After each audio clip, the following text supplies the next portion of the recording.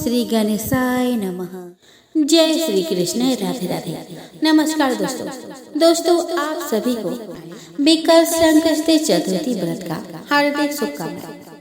दोस्तों विकट संकष्टी चतुर्थी के दिन देवों के देव महादेव के पुत्र भगवान गणेश की पूजा अर्चना की जाती है।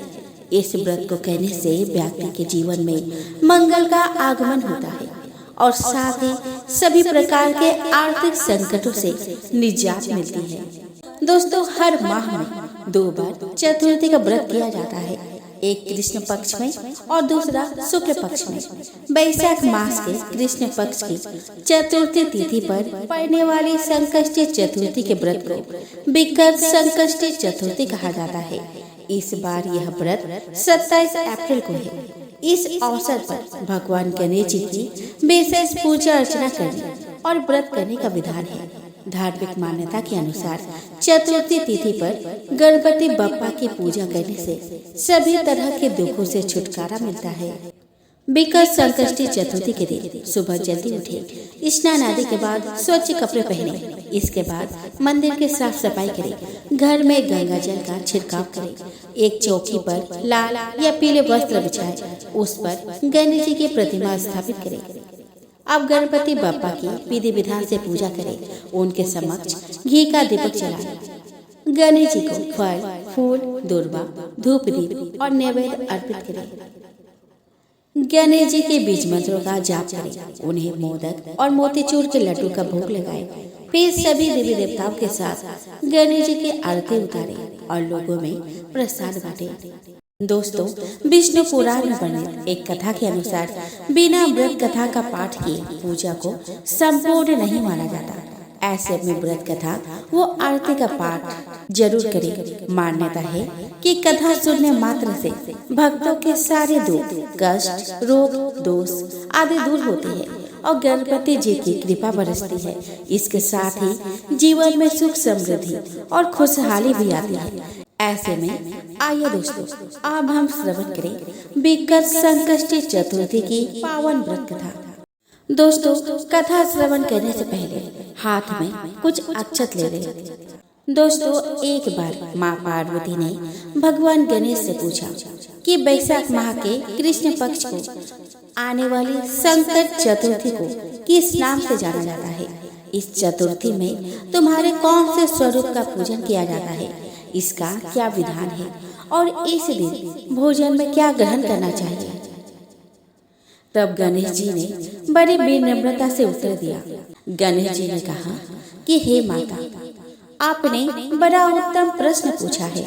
वैशाख माह के कृष्ण पक्ष को आने वाली संकट चतुर्थी को विकट संकट चतुर्थी के नाम से जाना जाता है। इस चतुर्थी पर मेरे विकट स्वरूप की पूजा की जाती है तथा व्रत के पश्चात रात्रि में कमल गट्टे का हलवा भोज के स्वरूप में ग्रहण किया जाता है। हे माता, द्वापर युग में राजा युधिष्ठिर ने भी यही प्रश्न भगवान श्री कृष्ण से पूछा था और उत्तर में जो भगवान श्री हरि कृष्ण ने कहा था वही मैं अपने शब्द में आपसे कह रहा हूँ, अतः आप इसे ध्यान पूर्वक सुनिएगा। भगवान श्री कृष्ण ने कहा कि हे राजा, इस कल्याणकारी व्रत का जिस किसी ने अनुष्ठान किया है और इस व्रत को करने से जिस पुण्य फल की प्राप्ति होती है वही मैं तुम्हें एक कथा के माध्यम से कह रहा हूँ, अतः तुम इसे अब ध्यान पूर्वक सुनना। प्राचीन काल में रतिदेव नामक एक परम प्रतापी राजा हुए थे। जैसे अग्नि तृण को जलाकर राख कर देती है, वैसे ही वो अपने शत्रुओं का विनाश कर देते थे। उनकी मित्रता यम, कुबेर और इंद्र आदि देवताओं से थी। उन्हीं के राज्य में धर्मकेतु नामक एक श्रेष्ठ ब्राह्मण रहता था। उनकी 2 पत्नियां थीं। उनमें से एक का नाम सुशीला और दूसरे का नाम चंचला था। सुशीला शुरू से ही धर्म काज में अग्रसर थी और नित्य कोई न कोई व्रत अनुष्ठान किया करती थी। व्रत के फलतः उसका शरीर दिन प्रतिदिन दुर्बल होता जा रहा था।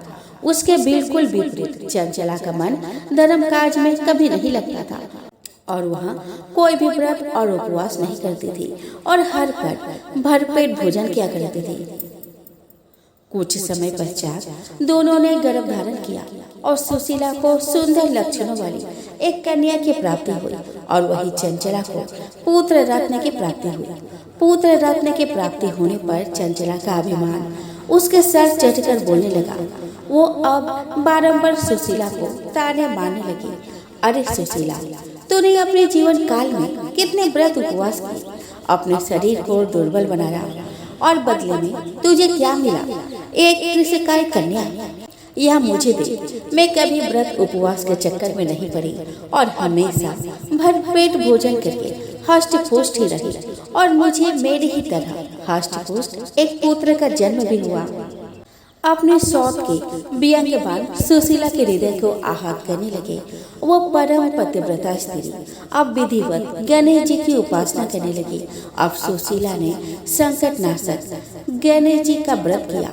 उसकी श्रद्धा और व्रत अनुष्ठान से प्रसन्न होकर गणेश जी ने उसे रात्रि को स्वप्न में आकर दर्शन दिए। श्री गणेश जी ने कहा कि हे पुत्री, मैं तुम्हारी निस्वार्थ आराधना से अत्यधिक प्रसन्न हूँ। तुम्हारे व्रत अनुष्ठान से प्रसन्न होकर मैं तुम्हें वरदान देता हूँ कि तुम्हारी कन्या के मुख से सदैव मोती और मूंगा ही प्रभावित होंगे। हे सुशीला, इससे तू सदैव प्रसन्नचित रहेगी। इतना ही नहीं, तुझे वेद शास्त्र वेदा एक पुत्र की प्राप्ति होगी। इस प्रकार वरदान देकर श्री गणेश जी अंतर्ध्यान हो गए।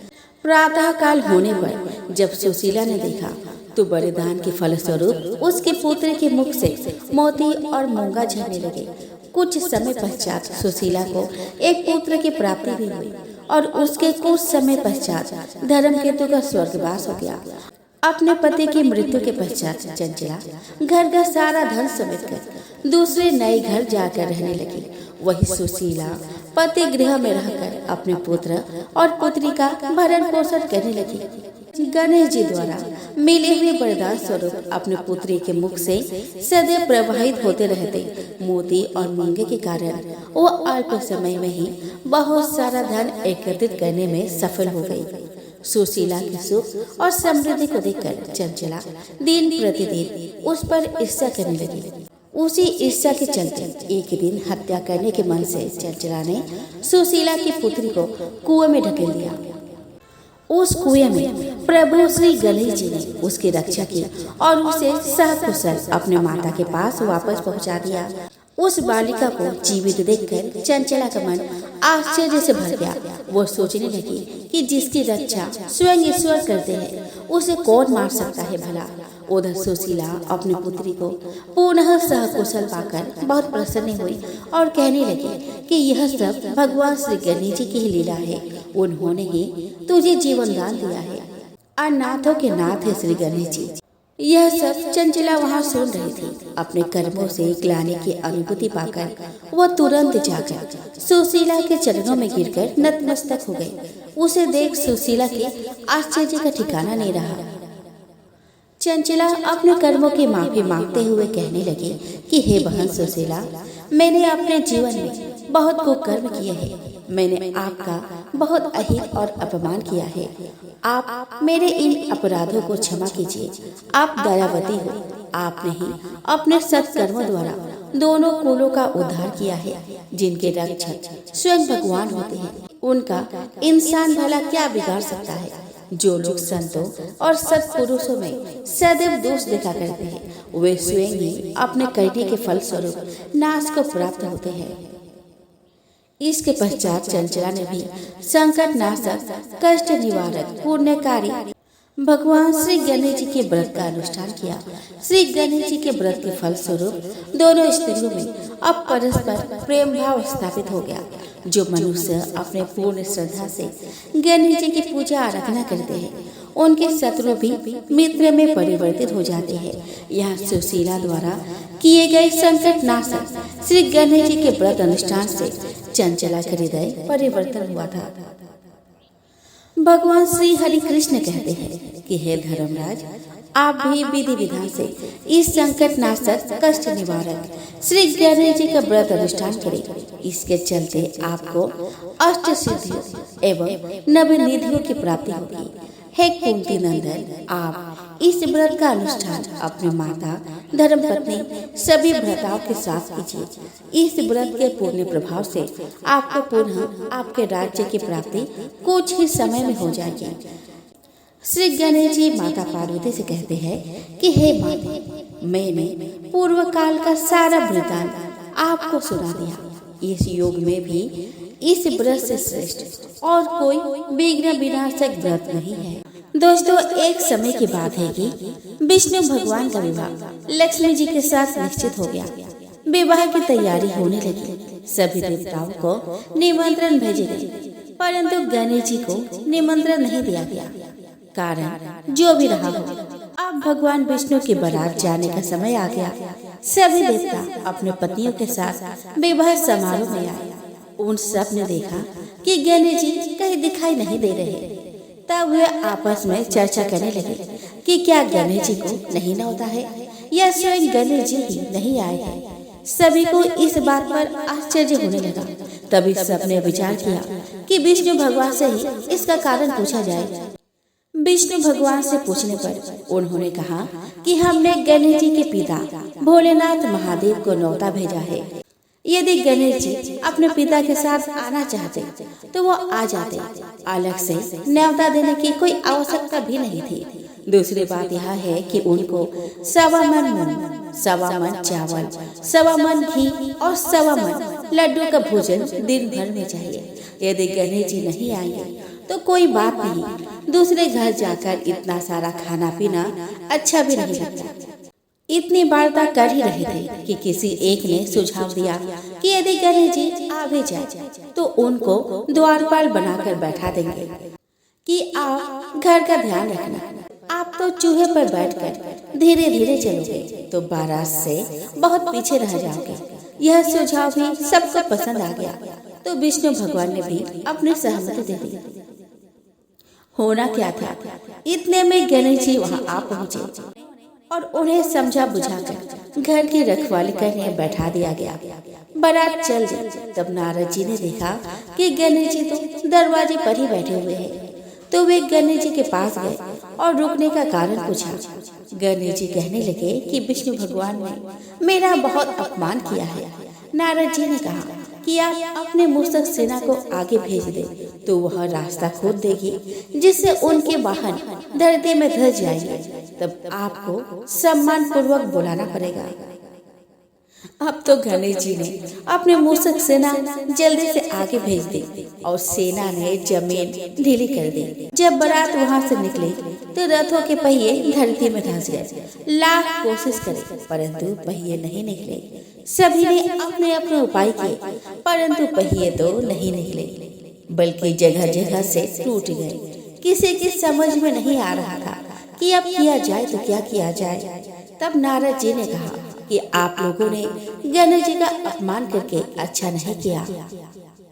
यदि उन्हें मनाकर लाया जाए तो आपका कार्य सिद्ध हो सकता है और यह संकट टल सकता है। शंकर भगवान ने अपने दूत नंदी को भेजा और वे गणेश जी को लेकर आए। गणेश जी का आदर सम्मान के साथ पूजन किया। तब कहीं रथ के पहिए निकले। अब रथ के पहिए निकल तो गए परंतु वे टूट फूट गए, तो उन्हें सुधारे कौन? पास के खेत में एक खाते काम कर रहा था, उसे बुलाया गया। खाते अपना कार्य करने से पहले श्री गणेशाय नमः कहकर गणेश जी की वंदना मन ही मन करने लगा। देखते ही देखते खाते ने सभी पहिए को ठीक कर दिया। तब खाते कहने लगा कि हे देवताओं, आपने सर्वप्रथम गणेश जी को नहीं मनाना होगा और न ही उनकी पूजन की होगी।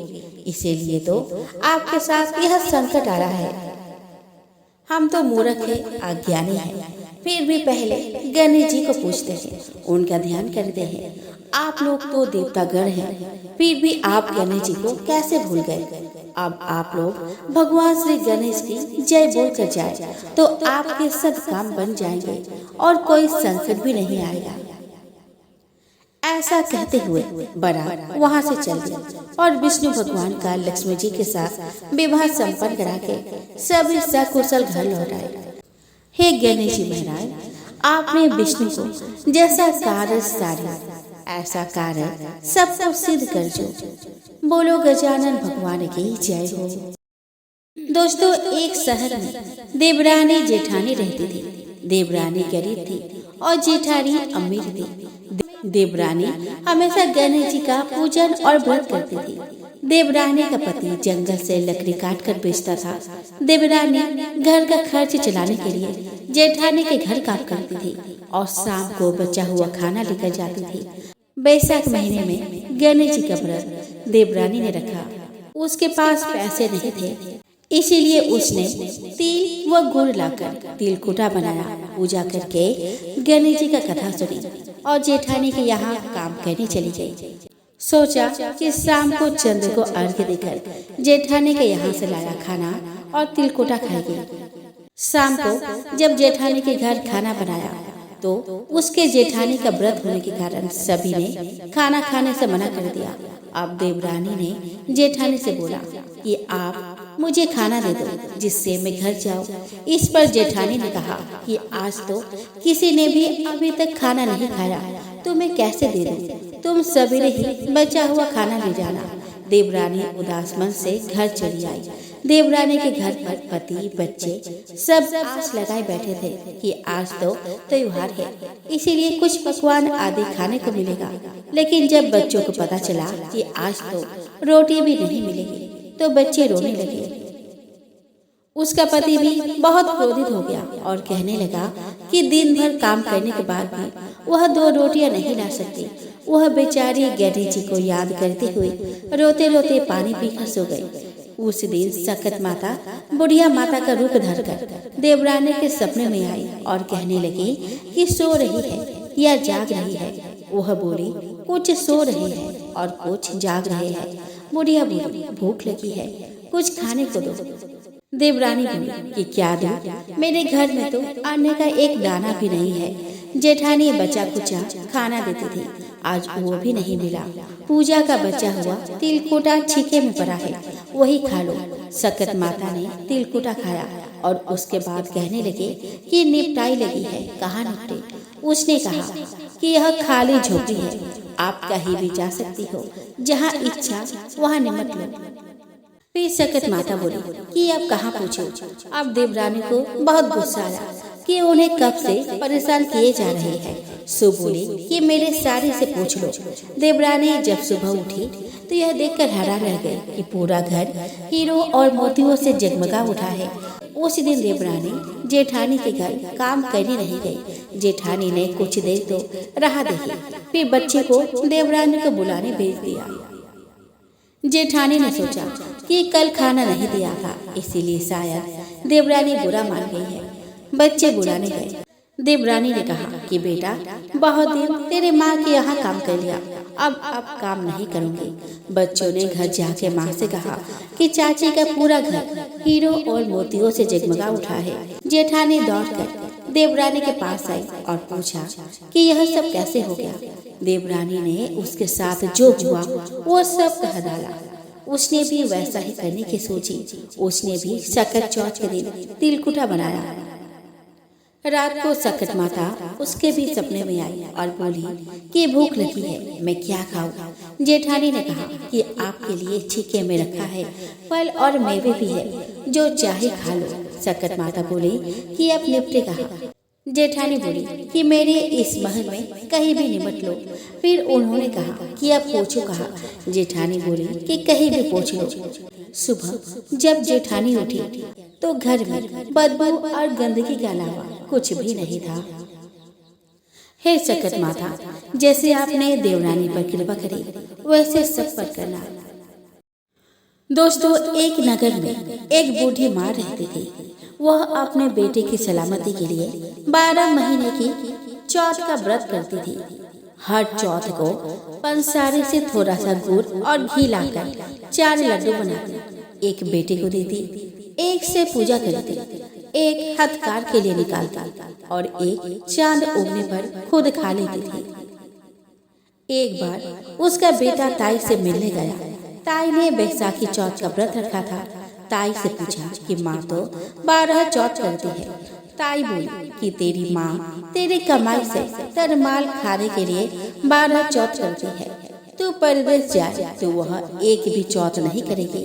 लड़के को लगा कि ताई सच कह रही है। घर आकर माँ से कहा कि मैं परदेश जा रहा हूँ, यहाँ तू मेरी कमाई खाने पीने में ही उड़ा देती है। माँ ने समझाकर रोकना चाहा, पर बेटा नहीं माना। माँ ने उसे साथ ले जाने के लिए चौथ माता की आंखें दिए और कहा कि मुसीबत में यह आंखें तेरी मदद करेंगे। वह आंखें लेकर रवाना हो गया। घूमते हुए एक नगर में पहुंचा। उसने देखा कि एक बूढ़ी माँ रोती जा रही थी और पुआ बनाते जा रहे थे। उसने कारण पूछा तो बूढ़ी माँ ने कहा कि बेटा, इस नगर के पहाड़ी पर एक दैत्य रहता है। पहले वह नगर में आकर कई लोगों को खाने के लिए मार देता था।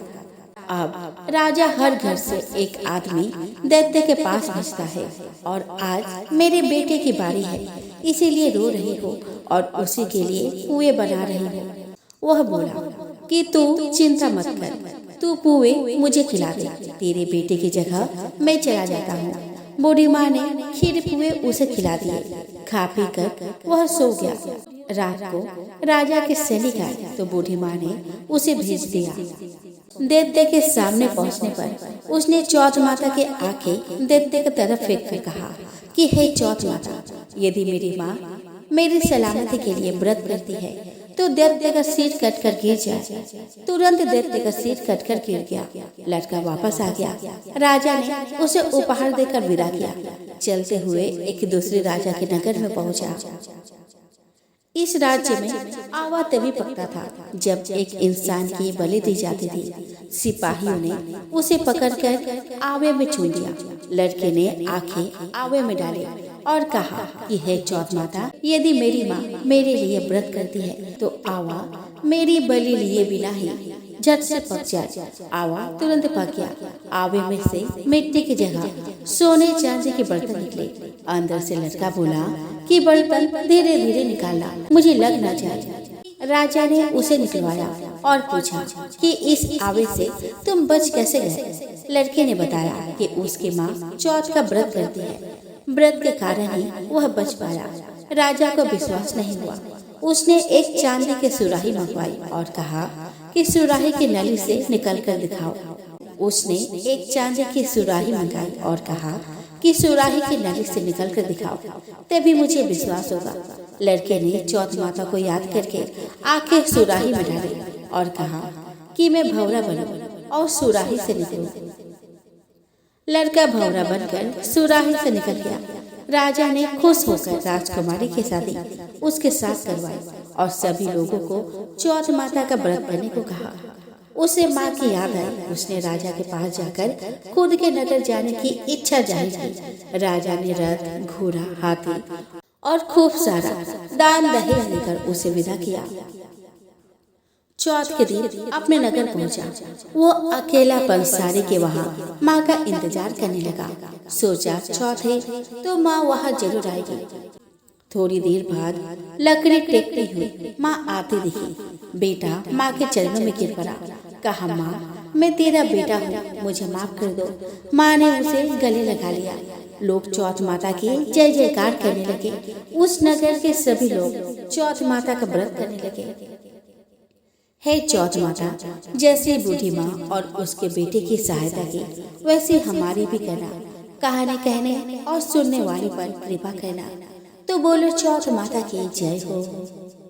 दोस्तों, एक सेठानी थी। उनका एक बेटा और बहू थी। बहू सबको भोजन करा के फिर स्वयं भोजन करती। एक पड़ोसन ऐसी भी थी जो रोज पूछती कि बहू आज क्या बनाना खाया है। बहू कहते कि ठंडो बासा। एक दिन उसके पति ने ऐसा सुनकर विचार किया कि आज तो पकवान बनाया जाए, फिर देखे कि मेरी पत्नी क्या कहती है। उसने तरह तरह के पकवान बनवाए और घर के सभी लोगों ने एक साथ बैठकर भोजन किया। आज भी पड़ोसन ने पूछा तो बहू ने कहा कि ठंडो बासी। सेठ के लड़के ने सोचा कि हो ना हो कोई बात अवश्य है जिससे कि मेरी पत्नी ऐसा कहती है।